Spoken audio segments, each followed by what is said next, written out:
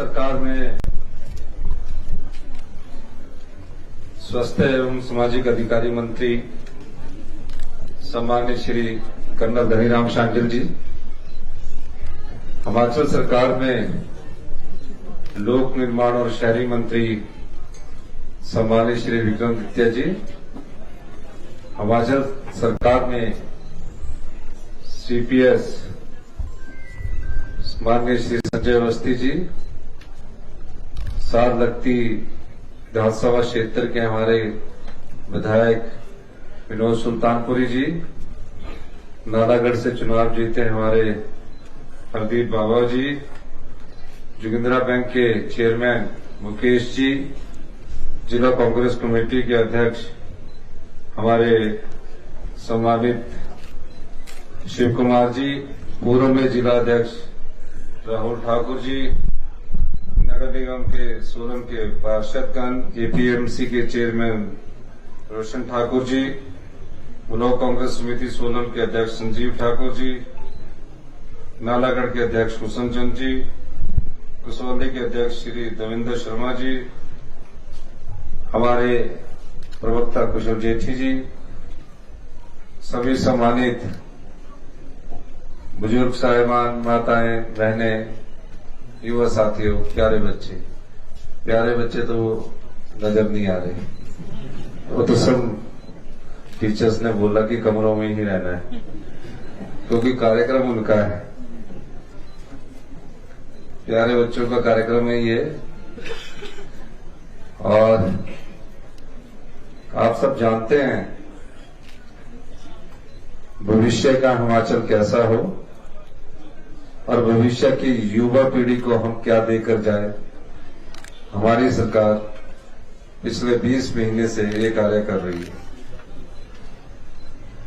ये बात मैं इसलिए कहना चाहता हूं, हम शिक्षा में भी व्यापक स्तर पर व्यवस्था परिवर्तन करने में लगे हुए हैं। इसका ये मतलब नहीं कि हम किसी को तंग करना चाहते हैं। शिक्षा क्षेत्र में व्यापक बदलाव की जरूरत है। मुख्यमंत्री बनने के बाद जब मैंने शिक्षा की बैठक ली और बैठक में मैंने हालात देखे,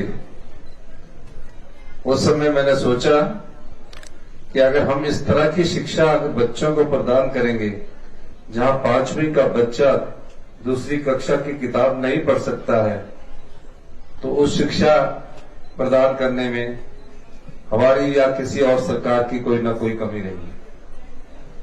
आज हम गुणात्मक शिक्षा में 18वें स्थान पर पहुंच गए, जहां हमें अब 18वें स्थान के लिए अगर आप ताली बजा रहे हैं तो इसका मतलब आपने ये सोचा है कि हम और पीछा जाना चाहते हैं और तेज ताली बजाइए।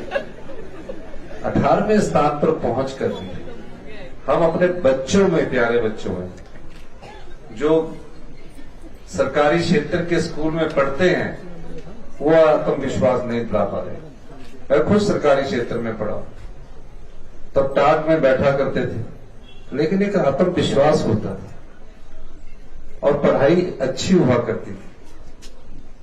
अध्यापक थोड़ा बहुत डांटते भी थे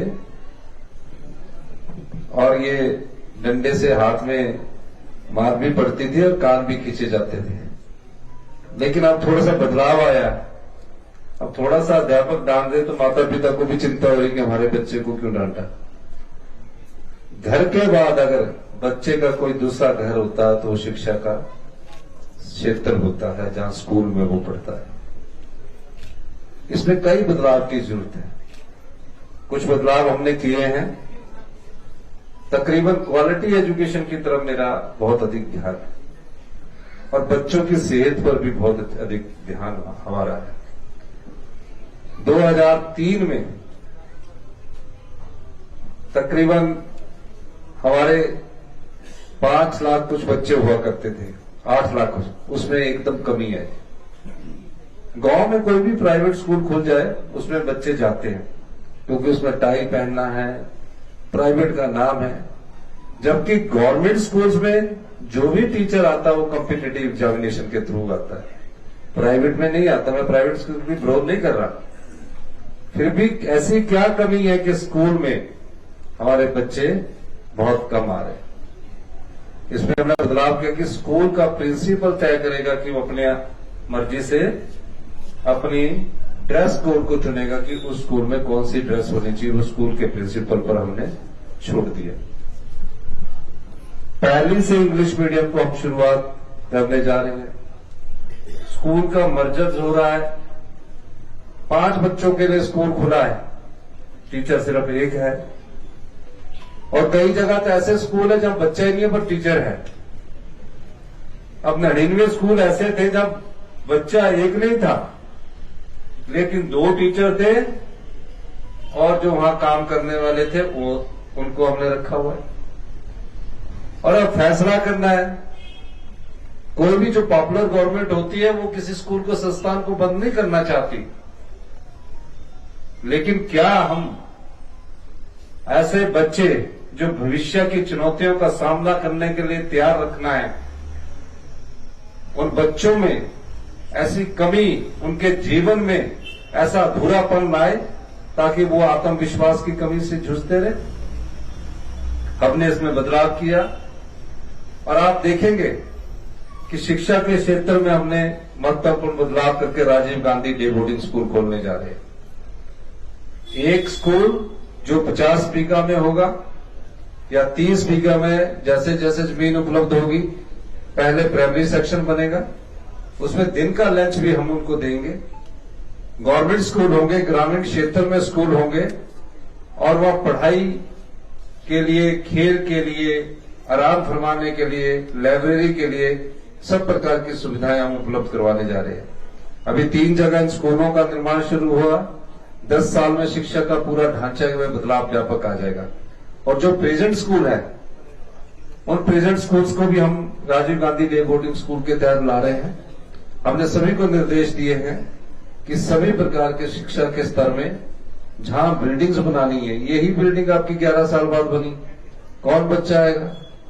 हमने पीडब्ल्यूडी मंत्री से बात कर रहे थे, 2 साल के अंदर हमने जो बिल्डिंग 60% से अधिक काम कर चुके हैं, उसको हम 1-2 साल के भीतर पूरा बनाने जा रहे हैं।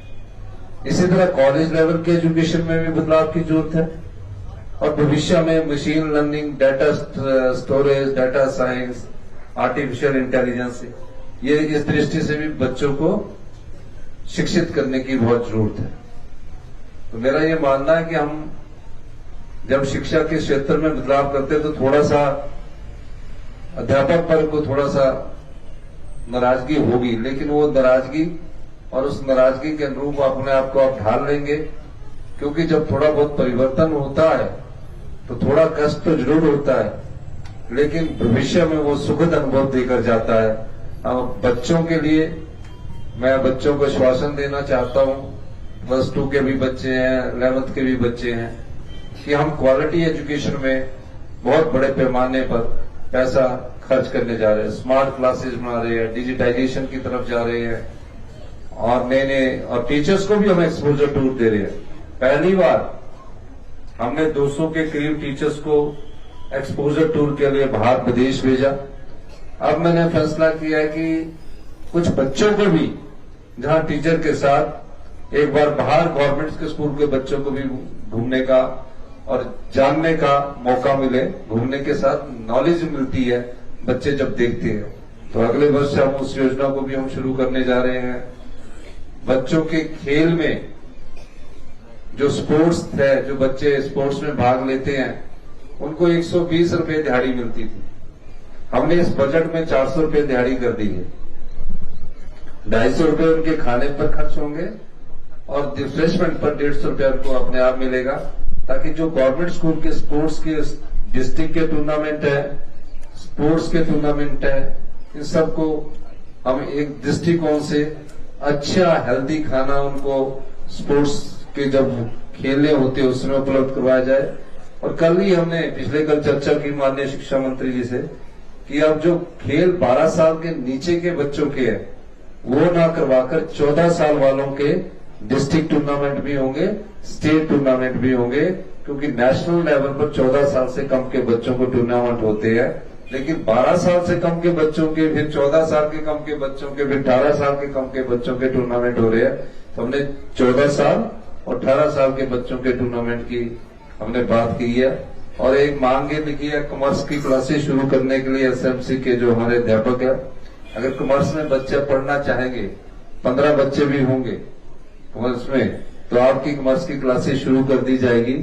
और कबड्डी की किट के बारे में प्यारे बच्चों ने कहा, कबड्डी की किट जो बच्चे हैं उनको उपलब्ध करवा दी जाएगी। इन्हीं शब्दों के साथ मैं एक बार फिर आपसे इस स्कूल में आने के लिए प्यारे बच्चों का भी धन्यवाद करना चाहता हूं, क्योंकि भविष्य की युवा पीढ़ी को हमने आगे कैसे बढ़ाना है, इस दृष्टि से हमारी सरकार काम कर रही है। और खासकर अध्यापक वर्ग से भी अनुरोध करना चाहता हूं कि हाईली पेड सैलरीज हमारे अध्यापक वर्ग की है। सबसे अच्छी सैलरीज किसी को मिलती है हिंदुस्तान में, तो वो हमारे टीचर्स को मिलती है।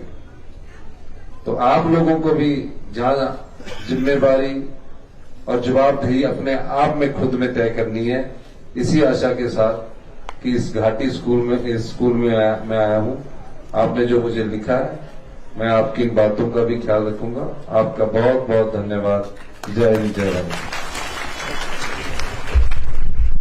आपका बहुत बहुत आभार सर। अभी इससे पहले कि माननीय मुख्यमंत्री जी यहाँ से प्रस्थान करें,